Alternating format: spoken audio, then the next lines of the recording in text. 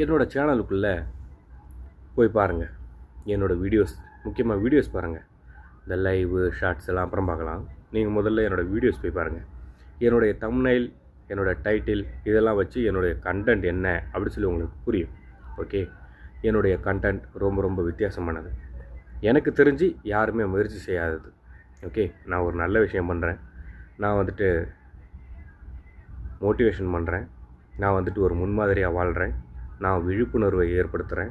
Okay, மற்றும் என்டர்டெயின்மெண்ட்டும் பண்ணுறேன். என்னுடைய கண்டென்ட் எந்த வகையிலையும் குறைஞ்சது கிடையாது. ஓகே, இந்த உலகம் முழுக்க இருக்கக்கூடிய யூடியூபர்ஸோடு ஒப்பிடும்போது என்னுடைய கண்டென்ட் உண்மையில் நல்லா அவங்கள மாதிரி வேல்யூவானது தான். எந்த வகையிலுமே குறைஞ்சது கிடையாது. ஆனால் நான் லைவ் போட்டால் மட்டும் பார்க்குறீங்க, கமெண்ட் பண்ண மாட்டேறீங்க. ஓகே, எனக்குன்னு சில ஒரு 10 அதிதீவிர ரசிகர் பெருமக்கள் இருக்காங்க. அவங்களும் ரெகுலராக வரமாட்டாங்க. சில பேர் ரெகுலராக வருவாங்க, சில பேர் அப்புறம் கேப் விடும்போது அந்த நேரத்தில் அந்த மீதி பேர் வருவாங்க. அட்லீஸ்ட் ஒரு 3 பேராவது ரெகுலராக வந்துடுவாங்க. ஓகே, சில நாட்களில் இந்த இப்போ போகி பொங்கல் அன்றைக்கி திடீர்னு அவங்களும் வரல அப்படின்னும்போது மண்டை காஞ்சி போகுது. அப்போ ஏன் புதுசாக யாருமே என்னோடய சேனலில், என்னோடய லைவில் ஏன் கமெண்ட் பண்ண மாட்டாங்க? ஏன் என்னோடய வீடியோஸில் கமெண்ட் பண்ண மாட்டாங்க? வியூஸ் போகுது, 25, 30, 40லாம் போகுது. ஏன் கமெண்ட் பண்ண மாட்டாங்க? ஏன் லைக் பண்ண மாட்டாங்க? ஏன் அப்போ பிடிக்கலையோ? என்ன குறை என்னோடய கண்டென்ட்டுக்கு? யோசித்து மண்டை காயுது.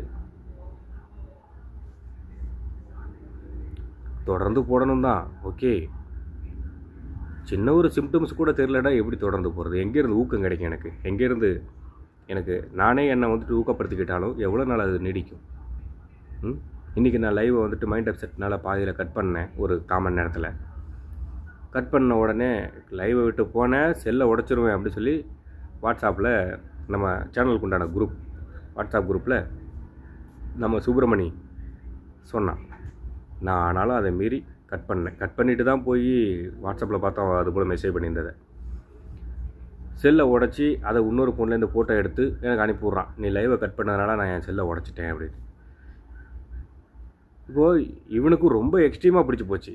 அந்தளவுக்கு இல்லைனாலும் நான் பண்ணது ஒரு சரியான ஒரு கண்டென்ட் தான் அப்படின்ற பட்சத்தில் ரெகுலராக தொடர்ந்து என்னை ஆதரிக்கலை அப்படின்னாலும் ஏதோ ஒரு தாக்கத்தையாவது ஏற்படுத்தலாம்ல என்னோடய சேனலில்.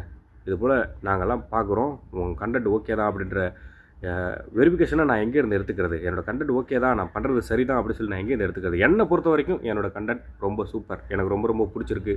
என்னோடய வீடியோஸ், என்னோடய லைவ், என்னோடய கண்டென்ட் ரொம்ப ரொம்ப பிடிச்சிருக்கு. மற்றவங்களுக்கு பிடிச்சிருக்கா இல்லையான்னு நான் எப்படி தெரிஞ்சுக்கிறது?